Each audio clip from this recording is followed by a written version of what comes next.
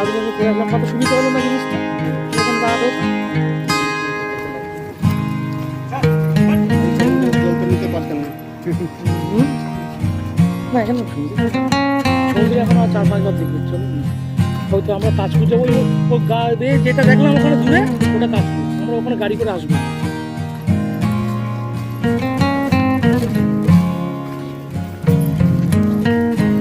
এই দেখো এটা হচ্ছে মন্দারমণি কোস্টাল।